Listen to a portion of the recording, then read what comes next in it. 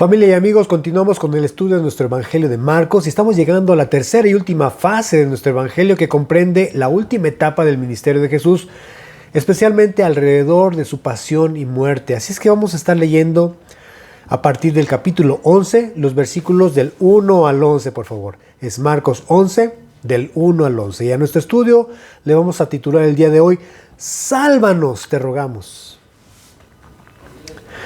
Esperando que todos ya se encuentren listos con sus Biblias en mano. Para quienes están llevando notas, qué bueno. De cualquier forma les recuerdo que este mensaje estará ya dispuesto por la tarde en nuestra página de Facebook, La Tierra Fértil, o bien en nuestro canal de YouTube, La Tierra Fértil, para quienes lo quieran repasar nuevamente. Lo leemos juntos, dice: Cuando se acercaban a Jerusalén junto a Betfagé y a Betania, frente al monte de los Olivos, Jesús envió 2 de sus discípulos y les dijo: Vayan a la aldea que está enfrente de ustedes y luego que entren en ella hallarán un pollino atado en el cual ningún hombre ha montado.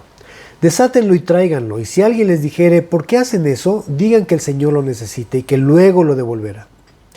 Fueron y hallaron el pollino atado afuera a la puerta en el recodo del camino y lo desataron. Y uno de los que estaban allí les dijeron: ¿qué hacen desatando el pollino? Ellos entonces les dijeron como Jesús había mandado y los dejaron. Y trajeron el pollino a Jesús y echaron sobre él sus mantos y se sentó sobre él. También muchos tendían sus mantos por el camino y otros cortaban ramas de los árboles y las tendían por el camino. Y los que iban delante y los que venían detrás daban voces diciendo: Hosana, bendito el que viene en el nombre del Señor. Bendito el reino de nuestro padre David que viene. Hosana en las alturas. Y entró Jesús en Jerusalén y en el templo, y habiendo mirado alrededor todas las cosas, como ya anochecía, se fue a Betania con los 12. Señor, te damos muchas gracias por ayudarnos a llegar a esta tercera y última fase de este Evangelio, Señor. Pedimos nuevamente tu ayuda, tu gracia para poder comprender tus escrituras, Señor, y para que posteriormente también tengamos oportunidad de enseñarlas a otros, Señor. Rogamos que tu palabra siga siendo su obra preciosa de transformación, no solamente en nuestras vidas, sino en aquellos que hoy están escuchando por primera, por segunda vez tu palabra, o que futuramente este mensaje pudiera llegar, Señor, a más familias, Señor. Sigue haciendo tu obra de restauración, Señor, en familias completas. Rogamos que este milagro se siga efectuando en todo nuestro territorio nacional, Señor. Permite, Señor, que tu palabra siga siendo predicada y que tu reino siga extendiéndose, Señor bendito, en todo nuestro país, Señor. Te lo rogamos, mi Dios.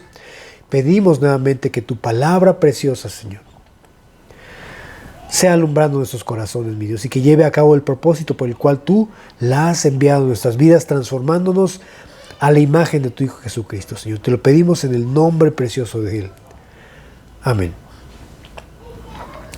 Este pasaje nos presenta la última semana de la vida y el ministerio público de nuestro Señor Jesucristo.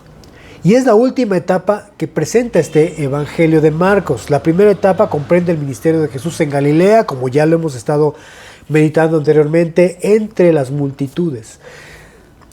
La segunda etapa presenta al Señor ocupando la última fase de su ministerio, mayormente en preparar a sus discípulos de forma privada, porque recordarán que después de la resurrección de Jesús y habiendo Él ascendido a los cielos, ellos fueron enviados para predicar el Evangelio no solamente en Jerusalén, en toda Judea, sino también en Samaria y hasta lo último de la tierra. Pero esta última y tercera fase del Evangelio se enfoca a la pasión y a la muerte de nuestro Señor Jesucristo. Esta última, pues, es la semana de la Pascua. Mucha gente ya había llegado a Jerusalén de muchos países para celebrarla. Hablamos aproximadamente de 2 millones de personas aproximadamente. Y muchos de esos peregrinos participaron en esa procesión en la entrada triunfal de Jerusalén, extendiendo sus mantos y tendiendo palmas en el camino. Pero aunque la muchedumbre proclamaba a Jesús como el Rey, en ningún sentido se trató de la coronación de Cristo, aunque Jesús es el Rey verdadero que merece toda la gloria, la honra y la alabanza. Esto no fue la coronación que Dios dio a su Hijo Jesucristo. La coronación que Dios dio a Cristo tiene lugar en 2 etapas. La primera hablamos de su coronación celestial que se llevó al cabo después de su victoria en la cruz. Como lo dicen las Escrituras en Filipenses, acompáñame por favor al capítulo 2, Filipenses 2, podemos leer los versos del 7 al 10, Filipenses 2, 7 al 10.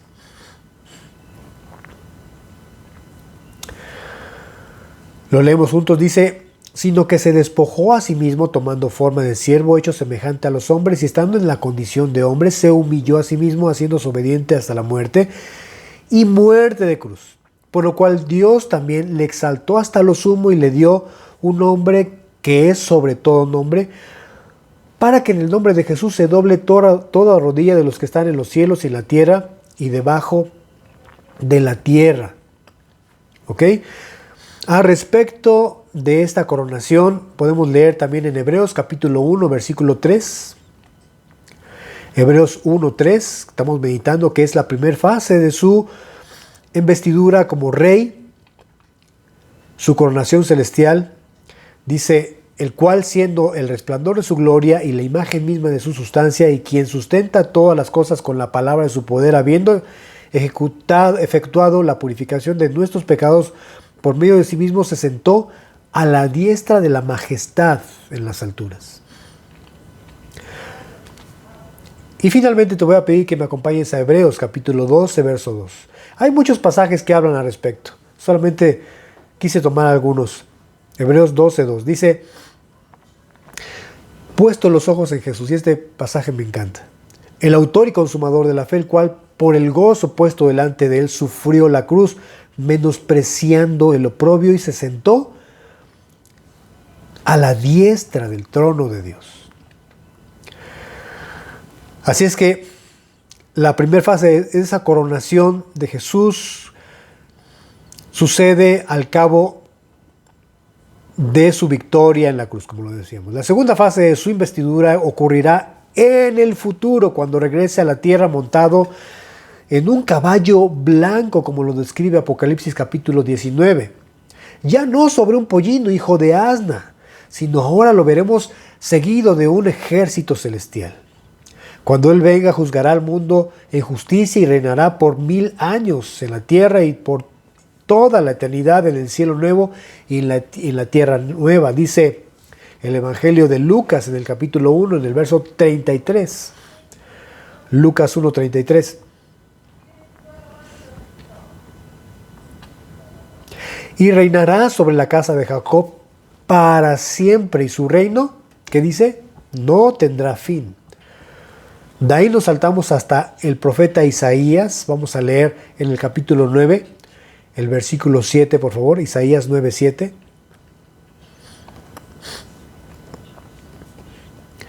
Que dice: lo dilatado de su imperio y la paz no tendrán límite sobre el trono de David y sobre su reino, disponiéndolo y confirmándolo en juicio y en justicia desde ahora y para siempre.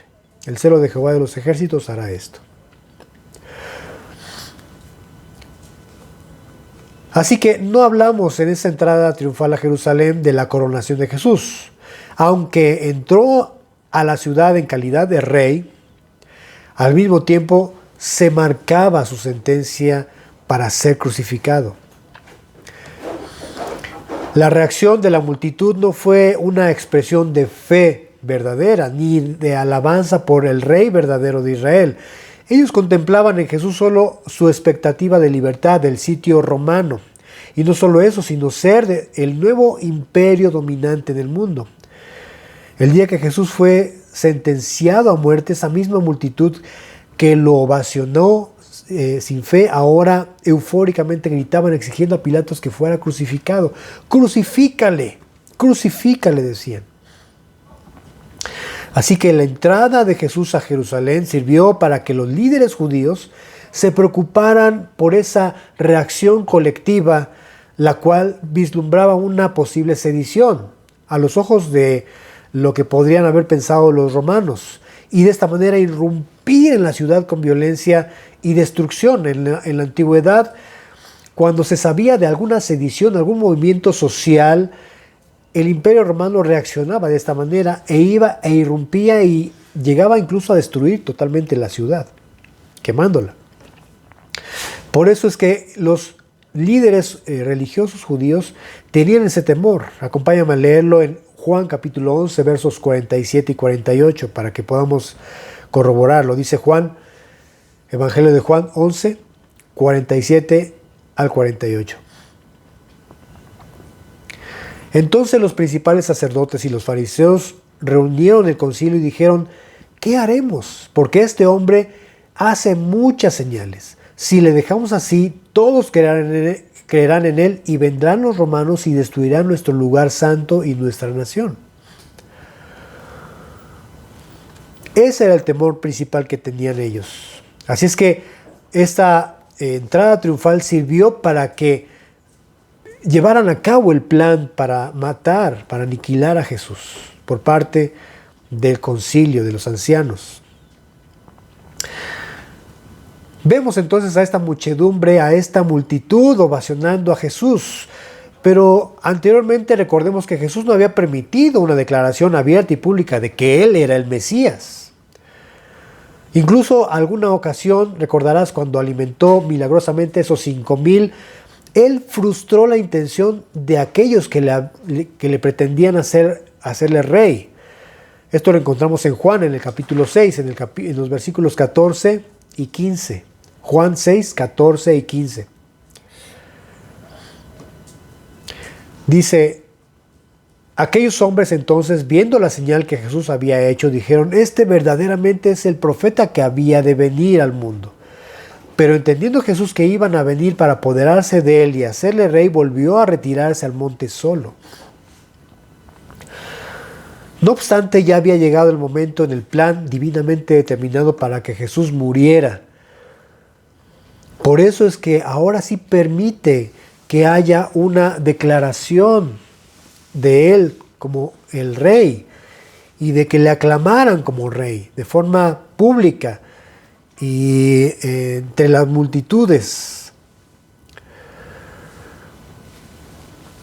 Y esta escena fue profetizada en el Antiguo Testamento por el profeta Zacarías en el capítulo 9, en el versículo 9. Vamos a leerlo juntos, que es muy importante. Dice Zacarías 9:9. Alégrate mucho, hija de Sión, da voces de júbilo, hija de Jerusalén. He aquí tu rey vendrá a ti, justo y salvador, humilde, cabalgando sobre un asno, sobre un pollino, hijo de asna. Y esta profecía tuvo cumplimiento, al igual que todas las que anunciaron a Jesucristo en el Antiguo Testamento con exactitud, como lo podemos notar. Lo que nos recuerda que la Biblia anuncia también su pronto regreso para establecer su reino milenial, y de la misma manera que se cumplieron las profecías que anunciaron su primera venida, así también se cumplirán los anunciamientos de su segunda venida, entre los cuales menciono a uno. Vamos a 1 de Tesalonicenses capítulo 4, por favor, versículos del 13 al 18. 1 de Tesalonicenses 4, del 13 al 18. Vamos a leerlo juntos. Muy importante que tengas siempre a la mano algún marcador para que puedas resaltar algunos pasajes que serán sin duda muy relevantes para nuestro estudio el día de hoy. Dice la palabra de Dios: tampoco queremos, hermanos, que ignoren acerca de los que duermen, para que no se entristezcan como nosotros que no tienen esperanza. Porque si creemos que Jesús murió y resucitó, así también traerá Dios con Jesús a los que durmieron en él. Por lo cual les decimos esto en palabra del Señor: que nosotros que vivimos, que habremos quedado hasta la venida del Señor, no precederemos a los que durmieron, porque el Señor mismo, con voz de mando, con voz de arcángel y con trompeta de Dios, descenderá del cielo, y los muertos en Cristo resucitarán primero. Luego nosotros, los que vivimos, los que hayamos quedado, seremos arrebatados juntamente con ellos en las nubes, para recibir al Señor en el aire, y así estaremos para siempre con el Señor. Por tanto, aliéntense los unos a los otros con estas palabras. Observen que en el versículo 15 Pablo se incluye junto con la iglesia en ese formidable momento del arrebatamiento, diciendo en la parte B: nosotros que vivimos, que habremos quedado hasta la venida del Señor, no precederemos a los que durmieron en Él. A los que durmieron, perdón. Sí, en Él. Luego el verso 17 sucede lo mismo. Dice, luego nosotros los que vivimos, los que hayamos quedado, seremos arrebatados juntamente con ellos en las nubes para recibir al Señor en el aire. Así estaremos para siempre con el Señor. La segunda venida de Jesús sucede al final de la semana 70 de Daniel, que vamos a comentar en un momento. Así que si Pablo dice que se incluye diciendo, nosotros que vivimos, que habremos quedado hasta la venida del Señor, afirma entonces que él como iglesia, junto con los demás hermanos, pasarán por la semana 70 de Daniel. A diferencia de muchas enseñanzas que mayormente se enseña, valga la redundancia, en las iglesias respecto a que el traslado o el arrebatamiento de la iglesia suceden antes de que inicie la semana 70 de Daniel. Esto nos da pauta a entender con claridad que la Biblia sí señala que la iglesia pasa por esta semana 70. Ahora, insisto, la venida del Señor se ubica al final de esta semana 70, que se divide en dos fases de 3 años y medio. Bueno, entonces la venida del Señor, la segunda venida del Señor, sucede al final de los segundos 3 años y medio. Entonces, sería al final de la tribulación. Lo que entendemos aquí entonces es que Pablo está incluyéndose, junto con los hermanos, de esa posibilidad de permanecer hasta la venida del Señor. Y resuelve en el versículo 17, luego nosotros, los que vivimos, los que hayamos quedado, seremos arrebatados juntamente con ellos en las nubes para recibir al Señor en el aire. El arrebatamiento sucede de esa manera, ¿verdad? Recibiremos al Señor en el aire, para que posteriormente Él asiente su pie en el monte de los olivos y ahí comience lo que se conoce como el día del Señor. Amén.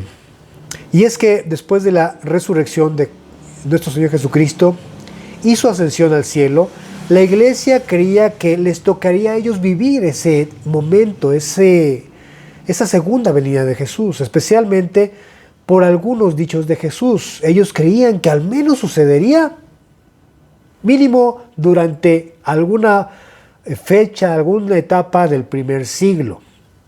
Recordarán ustedes, hace algunas semanas meditábamos en Marcos, en el capítulo 9, en el versículo 13. Marcos 9, versículo 13, que contiene precisamente una de esas declaraciones que pudieran haber sido malinterpretadas en ese tiempo por los que escucharon a Jesús.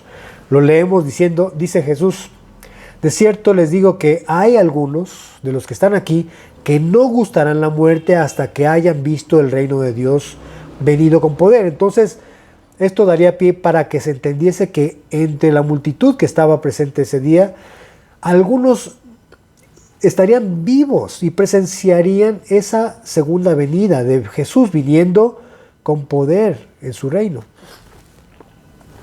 Ya tuvimos oportunidad de estudiar juntos ese tema cuando estudiamos la transfiguración en este capítulo 9. Si alguien desea repasarla, ya sabe que está en nuestras páginas de internet.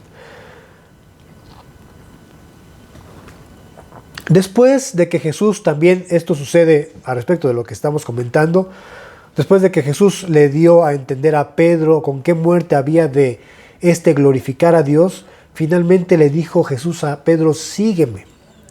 Y leemos en Juan capítulo 21, los versos 20 y 23, 20 al 23, Juan 21, 20 al 23, que sucedió algo en esa conversación. Dice, volviéndose Pedro, vio que les seguía el discípulo a quien amaba Jesús, el mismo que en la cena se había recostado al lado de él y le había dicho, Señor, ¿quién es el que te ha de entregar? Estamos hablando de Juan, ¿verdad? El discípulo amado. Cuando Pedro le dijo a Jesús: Señor, ¿y qué de este? Jesús le dijo: si quiero que él quede hasta que yo venga, ¿qué a ti? Sígueme tú. Este dicho se extendió entonces entre los hermanos, que aquel discípulo no moriría. Pero Jesús no le dijo que no moriría, sino: si quiero que él quede hasta que yo venga, ¿qué a ti? Y es que, en primer lugar, Jesús sabía que Pedro moriría antes que Juan. Incluso el mismo Juan habría llegado a pensar que él no moriría hasta al menos ver a Jesús venido en su reino, en esa segunda venida. Otro de esos pasajes interesantes sucede en Mateo capítulo 24, en el verso 34, cuando Jesús dice, Mateo 24, 34, de cierto les digo que no pasará esta generación hasta que todo esto acontezca. Otro pasaje lo encontramos en Hechos capítulo 1, versos del 10 y 11. Hechos 1, 10 y 11. Dice: y estando ellos con los ojos puestos en el cielo, entre tanto que él se iba, he aquí se pusieron junto a ellos dos varones con vestiduras blancas, los cuales también les dijeron: varones Galileos, ¿por qué están mirando al cielo? Este mismo Jesús que ha sido tomado de ustedes al cielo, así vendrá como le han visto ir al cielo. Ellos entonces llegaron a creer que así como le vieron irse, también le verían regresar. Así es que este pensamiento colectivo en la iglesia era lo que predominaba en ese tiempo. Ellos creían que todo esto tendría lugar al menos en el primer siglo, y algunos llegarían a estar vivos para presenciarlo.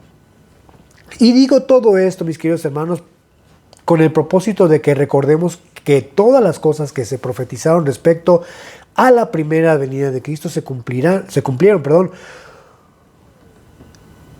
por lo que debemos estar siempre expectantes al cumplimiento de la segunda venida, que igual ha sido profetizada. Y esto era la constante en la iglesia. Y que pidamos al Señor que estemos expectantes como esa iglesia del primer siglo, que tenía en su corazón la esperanza de que a ellos les tocara ver ese momento glorioso, sin duda. Así nosotros debemos estar con ese pensamiento, amando su venida, como dice Pablo a Timoteo cuando habla de su coronación, de su recompensa. Dice: ya estoy por ser crucificado y me espera una corona de justicia, la cual me da el Dios juez justo, y no solo a mí, sino a todos los que aman su venida. Qué importante entonces que estemos nosotros como iglesia, al igual que ellos, expectante a esa segunda venida y amando ese acontecimiento sobre todas las cosas, con esperanza, mis queridos hermanos. Porque aunque las cosas vemos que están poniéndose difíciles, aún todavía buscamos acomodarnos de alguna manera en este entorno tan difícil que estamos viviendo ya en este mundo. Pero nosotros debemos tener nuestra perspectiva y nuestra visión en nuestra ciudad celestial, en esa ciudadanía celestial. Amén. Muy bien. En la entrada triunfal de Jerusalén que estamos observando hoy, Jesús cumplió otra profecía en el Antiguo Testamento, la cual fue anunciada por el arcángel Gabriel al profeta Daniel. Acompáñame, por favor, a Daniel en el capítulo 9, por favor, versículos del 24 al 27. Daniel 9, 24 al 27.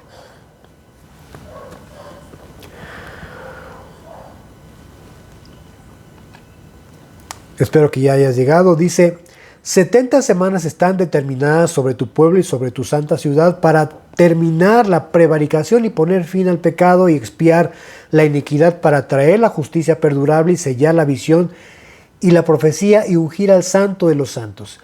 Sabe pues y entiende que desde la salida de la orden para restaurar y edificar a Jerusalén hasta el Mesías príncipe habrá 7 semanas y 72 semanas. Se volverá a edificar la plaza y el muro en tiempos angustiosos.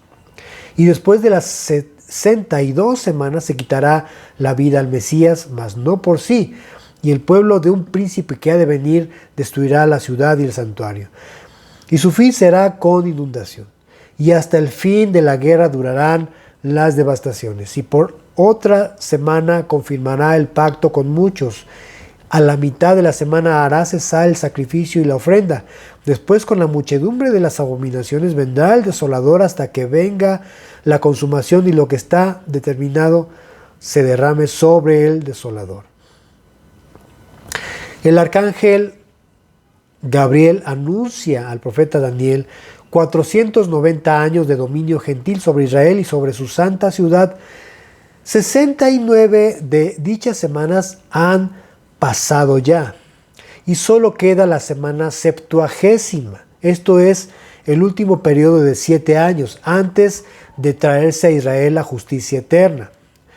Todos sabemos que en esa septuagésima semana sucederá no solo la aparición del anticristo, sino acontecerá lo más terrible, la tribulación, la gran tribulación, que de la historia no ha habido otra igual, y que será principalmente contra la iglesia de Cristo e incluirá el último intento por destruir y aniquilar al pueblo de Israel. 70 semanas es básicamente 70 por 7, esto es 490. En otras palabras, la profecía habla de una semana para referirse a un periodo de 7 años. Cada día representa un año. Gabriel le dijo a Daniel que habría un periodo de 69 periodos de 7 años cada uno, esto es 483 años, diciendo, desde la salida de la orden para restaurar y edificar a Jerusalén hasta el Mesías príncipe. Este decreto del que se hace referencia aquí fue dado por Artajerjes Longimano, según los historiadores, aproximadamente en el año 445 a.C. Esto lo podemos encontrar descrito en Nehemías, en el capítulo 2, en el verso 5. No lo vamos a leer, tú puedes repasarlo en casa, solo te pido, si llevas notas, que lo puedas tener registrado, es Nehemías 2, verso 5. Solo para un antecedente, es aquella ocasión cuando Nehemías está frente al rey y pide que éste le conceda regresar a Jerusalén para la reconstrucción del muro que está tirado y las puertas quemadas a fuego. Muy bien. Es decir, se cumplió el primer periodo de 7 semanas de años anunciado a Daniel. Las 62 semanas siguientes se cumplieron en esta última etapa que estamos entrando a estudiar en el Evangelio de Marcos, es decir, desde la entrada a Jerusalén en el famoso Domingo de Ramos, que según la opinión de este siervo suyo no fue en domingo, como tradicionalmente se celebra. Hasta la muerte de Jesús se cumplió el segundo periodo de 62 semanas, lo que hace un total de 69 semanas. ¿Ok? La profecía referente a la destrucción de Jerusalén y el santuario fue cumplido en el año 70 después de Cristo por el ejército de Tito. Así como lo describe el ángel a Daniel diciendo, el pueblo de un príncipe que ha de venir destruirá la ciudad y el santuario. Esto lo encontramos ahí, en el capítulo 9 de Daniel que leímos, en el versículo 26. Entonces démonos cuenta, mis queridos hermanos, primero se cumple lo del decreto de restaurar Jerusalén por Artajerjes Longimano. Posteriormente, ahí llega el cumplimiento de ese primer periodo de años o de semanas anunciado por el ángel, para posteriormente cumplirse el siguiente periodo, es decir, los siguientes 62 semanas, cuando Jesús entra a Jerusalén y es muerto, no por sí, sino por el pueblo de Israel en su rechazo de no reconocerle como Mesías. Ahí se cumple el periodo de 62 semanas. Entonces pensamos en 7 más 62 son 69 semanas. ¿Ok? Al final de ese anunciamiento del ángel, describe que la ciudad de Jerusalén sería destruido junto con la santa ciudad. Y esto tuvo lugar en el año 70 después de Cristo. Muy bien. Los últimos 7 años restantes tendrán lugar en los últimos tiempos. Es decir, esa famosa semana 70, la número 7, todavía no sucede. Pero antes de que ocurra esta última semana, Israel tendrá que recuperar el control de la tierra prometida, la cual, como todos nosotros sabemos, ya sucedió en 1948, al final de la Segunda Guerra Mundial. Y en especial de toda la ciudad de Jerusalén, que también ya se logró casi por completo. Esto en el año 1967. Y digo casi por completo porque todavía el sitio donde será reedificado el próximo templo está ocupado por el Domo de la Roca, que es una mezquita árabe, lo cual también algún día será quitado para poder ahora sí reconstruir el templo, el último, lo que significará ya el periodo de esa semana 70 profetizada. Cuando por fin Israel aparentemente logre la paz con Palestina, eso sucederá cuando ya en ese tratado de paz se pueda negociar quitar esa mezquita y ahora sí reconstruir el templo. Esto es lo que se entiende por la señal de la famosa paz y seguridad que anuncia Jesucristo. Ya reconstruido el templo, sucederá el cumplimiento del último anuncio hecho por el ángel. En el versículo 27 que leímos, dice: y por otra semana confirmará el pacto con muchos, a la mitad de la semana hará cesar el sacrificio y la ofrenda. Después, con la muchedumbre de las abominaciones, vendrá el desolador, hasta que venga la consumación y lo que está determinado se derrame sobre el desolador. Así es que la semana 70 está dividida por 2 periodos de 3 años y medio. Esto que anuncia el ángel finalmente es la mitad de ese periodo, el inicio de los segundos 3 años y medio, es decir, la tribulación. Al respecto, Jesús se refirió a esta mitad de la semana como el inicio justamente de ese tiempo terrible. Acompáñame a Mateo capítulo 24, versículos del 15 al 22. Vamos a leerlo. Mateo 24, del 15 al 22.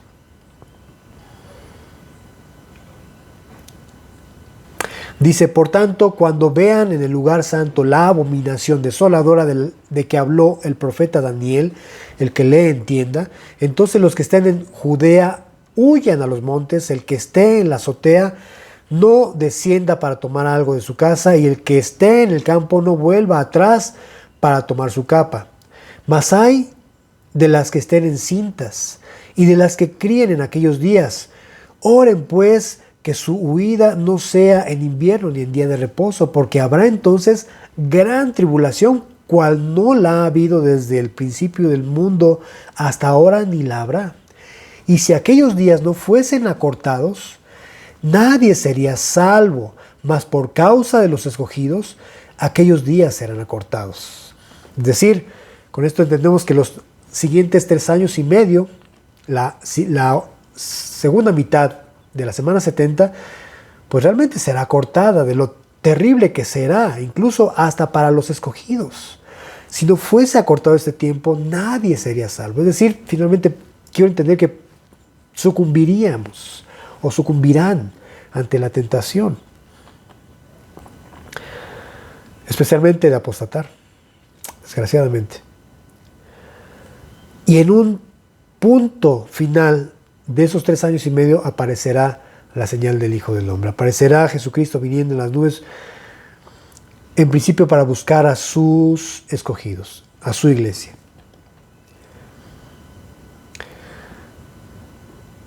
Con las primeras 69 semanas de la profecía de Daniel cumplidas y con Israel ya establecido en su propia tierra, la pregunta obvia es: ¿cuándo inicia la semana 70 de Daniel? En su discurso en el Monte de los Olivos, Cristo les dice a sus discípulos, ahí mismo en Mateo 24, los versículos 33 al 34, Mateo 24, 33 y 34, dice: así también ustedes, cuando vean todas estas cosas conozcan que está cerca, a las puertas. De cierto les digo que no pasará esta generación hasta que todo esto acontezca. Jesús se refirió principalmente a los eventos de la semana 70, que deben suceder antes de su retorno. Por lo tanto, esta semana 70 tiene un gran significado para todos aquellos que están o estamos, como dice Tito en el capítulo 2, en el verso 13, este pasaje es muy bonito, Tito 2:13, aguardando la esperanza bienaventurada y la manifestación gloriosa de nuestro gran Dios y Salvador Jesucristo.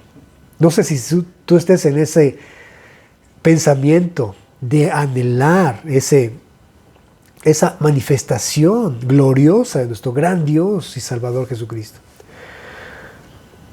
Ahí es donde tú y yo sí podemos con un corazón íntegro y con una grata expectación decir: Hosana, Hosana, ven y sálvanos, ven y ayúdanos. Esta es la expresión que se cantaba en la fiesta de los tabernáculos, de la cual tomaron para proclamar a Jesús Rey de Israel ese día en la entrada triunfal de Jerusalén. En especial tomada del Salmo 118, versículos 25 al 26. Salmo 118, 25 al 26. Que dice: Oh Jehová, sálvanos ahora, te ruego, oh Jehová, que nos hagas prosperar ahora. Bendito el que viene en el nombre de Jehová, desde la casa de Jehová les bendecimos. Para reflexionar esta mañana, el entusiasmo de esta multitud se debía en parte porque muchos ya habían presenciado esas señales milagrosas, esas sanidades portentosas que Jesús había hecho. La alimentación de los 5,000, aquella ocasión, incluyendo el milagro más reciente de esa etapa final del ministerio de Jesús, que fue ver a Lázaro salir de los sepulcros cuando ya había estado muerto al menos 4 días. O de la sanidad de esos 2 ciegos de la ciudad de Jericó, uno de ellos que estudiamos la semana pasada, Bartimeo. Y como ya lo hemos visto, ya habían intentado hacerle rey anteriormente. Sin embargo, el pueblo no estaba suplicando la salvación del pecado o haciéndole rey de sus vidas en realidad, sino que podían ver solamente la bendición material, la prosperidad y la liberación del dominio y la opresión romana. Buscaban entonces el cumplimiento de todas las promesas relacionadas con el reino del Mesías. Y cuando Jesús no cumplió tales promesas, las cuales sí cumplirá en su segunda venida, la proclamación sin fe, insisto, de esta multitud se convirtió finalmente en rechazo absoluto contra él. Como ya lo había revelado Jesús a sus discípulos, él vino la primera vez para morir. Aunque ellos finalmente no lo entendieron hasta que después lo vieron resucitado. Entonces dice la Escritura que pudieron comprender todo lo que se hablaba en las Escrituras de él.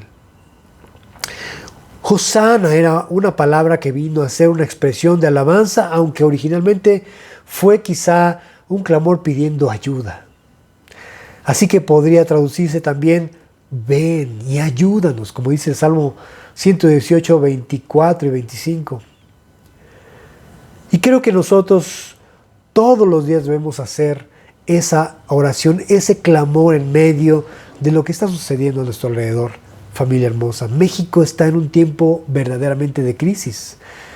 Yo sé que todos lo hemos notado, incluso las personas que no son cristianas podrían describir a un México en crisis. Crisis social, desabasto de medicamentos, una división, una polarización terrible, crisis económica, pero sobre todo una crisis moral. Cada vez el pecado se ha ido manifestando más y más. No dudemos que en un futuro podamos visualizar aquello que la Biblia describe categóricamente como malo, siendo lo que predomine como algo bueno entre nosotros como sociedad. La maldad está creciendo hoy por hoy. Lamentablemente la iglesia está en un tiempo cada vez de un letargo religioso, acomodadizo. Como decía el pastor Juvenal, nos describimos como consumidores de buenos mensajes en la internet.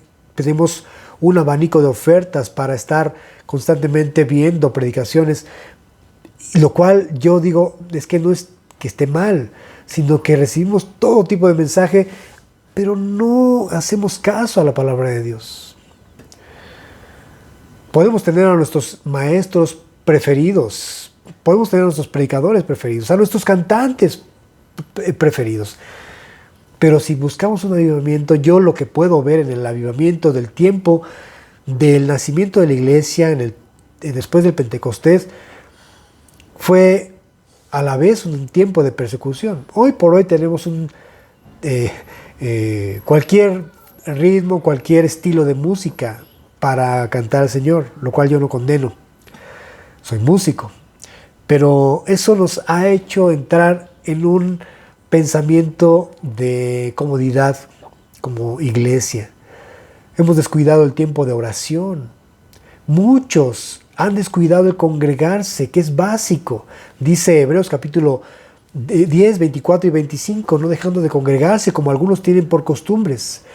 O más bien dice el verso 24, disculpen ustedes, estimulándose unos a otros al amor y a las buenas obras, no dejando de congregarse como algunos tienen por costumbre, sino exhortándonos unos a otros tanto más cuanto veis que aquel día se acerca. Entonces se ha dado ya esto últimamente, y más ahora en el tiempo de pandemia, más ahora que estamos a través de estos medios electrónicos para congregarnos. Algo está sucediendo con nosotros como iglesia. ¿Será que el tiempo de la apostasía de la iglesia de los últimos tiempos ya comienza a ser notorio para posteriormente dar pie a que aparezca, conforme a la cronología bíblica, el anticristo y ya finalmente podamos estar dentro de esta semana 70? No lo sabemos. Lo que sí es que diario tenemos que hacer esa proclama: Señor, ayúdanos. Ayúdanos, sálvanos. La palabra salvar también es traducida con la misma palabra que se traduce sánanos.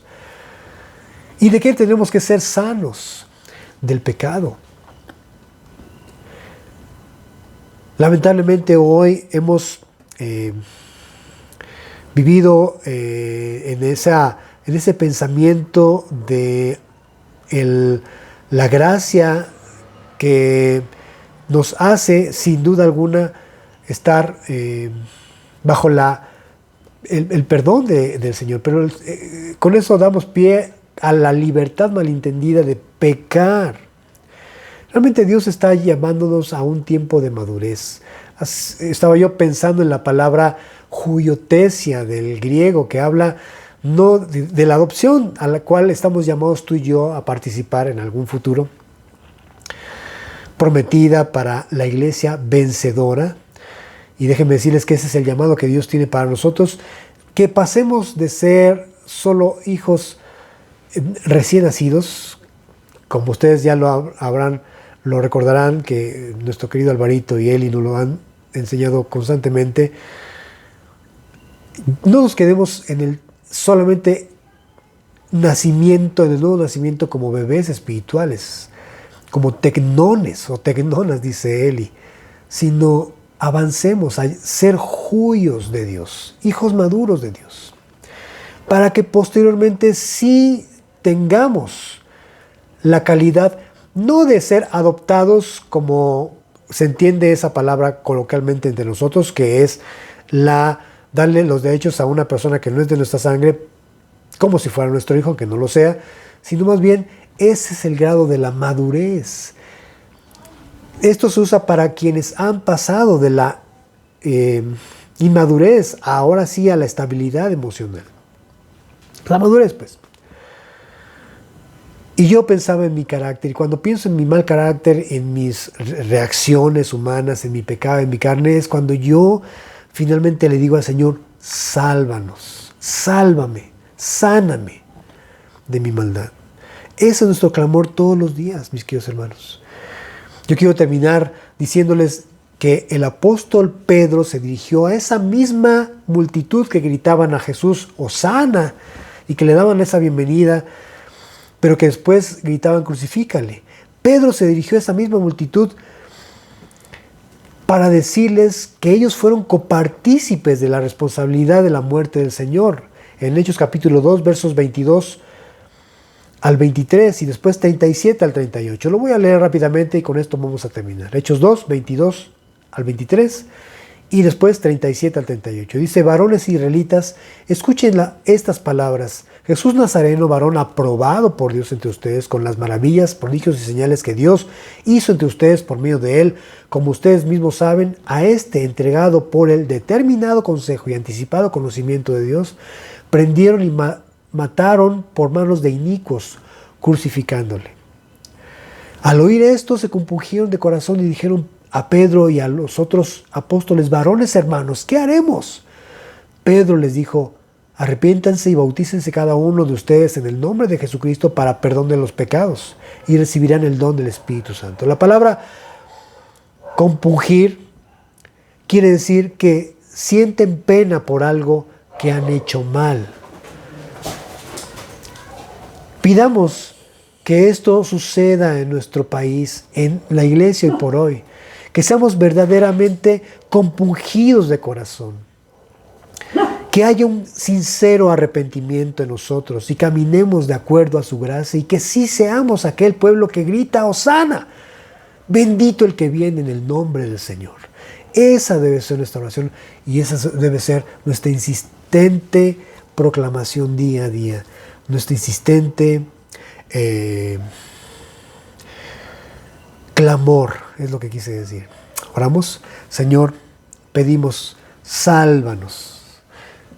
Conoces las circunstancias, la tragedia en la que cada día nos vemos en este país tan hermoso, Señor, y el mundo entero al mismo tiempo, Señor. Mi Dios,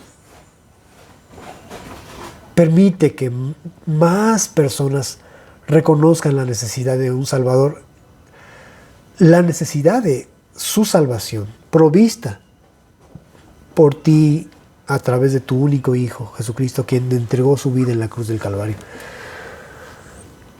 Pedimos porque tu iglesia, Señor, verdaderamente, Señor, deseemos tu venida, Señor, y experimentar, Señor bendito, ese milagro de redención que tú has prometido, Señor. Porque deseamos, Señor bendito, verte, Señor. Y que tú establezcas tu reino de justicia y paz, Señor. Y que juzgues al mundo por su pecado, Señor. Pero dice tu palabra que tú no retardas tu venida como algunos la tienen por tardanza, sino que eres paciente para con todos, no queriendo que nadie se pierda, sino que todos procedan al arrepentimiento. Y te damos gracias por esa gran misericordia, Señor. Pedimos por la salvación de nuestro país. Sabemos que así como se cumplieron en nuestro Señor Jesucristo todas esos anunciamientos proféticos en el Antiguo Testamento referentes a su primera venida, a su muerte en la cruz, así se cumplirán cada una de las promesas hechas en tu palabra por tu Espíritu Santo de tu segunda venida, Señor. Ayúdanos como iglesia entonces a estar atentos y a caminar, Señor bendito, con esa esperanza, Señor. Porque cuando hablamos de la semana 70 de Daniel, tiene un gran significado para todos aquellos que anhelamos. Sí, Señor, para todos aquellos que anhelamos. Como dice tu palabra, Señor, la manifestación gloriosa de nuestro gran Dios y Salvador Jesucristo. Mi Dios, Hosana, ven y sálvanos, Señor. Ven y sálvanos, Señor. Salva nuestro México, Señor. Toma, Señor bendito, esta gran necesidad de que tu reino sea extendido en este país, Señor. De que más familias te conozcan, Señor. De que tu iglesia sea una luz verdadera, Señor, que alumbre en este tiempo de cada vez densas tinieblas, Señor. Mi Dios, redarguye nuestros corazones, Señor. Y si hay alguien entre nosotros, Señor, que está sucumbiendo ante la tentación, Señor, que está olvidando, Señor, esos momentos de dulce comunión, que está dejando atrás su primer amor, Señor, habla a su corazón con ese amor con el que tú siempre nos hablas, Señor. Y con ese amor tan de Padre que tenemos de ti, que también nos corriges con disciplina, Señor, para que no seamos, Señor bendito, desviados, Señor. Mi Dios, permite, Señor, que caminemos hasta ese día, Señor. Mi Dios, ayúdanos por tu gracia, Señor. Sálvanos. Sálvanos de nuestra naturaleza carnal, Señor, de esa manifestación de humanidad que todos los días, Señor, quiere nuevamente enseñorearse, Señor, para que sea más bien la imagen de tu Hijo Jesucristo en nuestras vidas, Señor, todos los días, Señor. Redargúyenos y ayúdanos, Padre Santo. Sálvanos ahora, te lo rogamos, Señor, en el nombre de Jesús. Amén.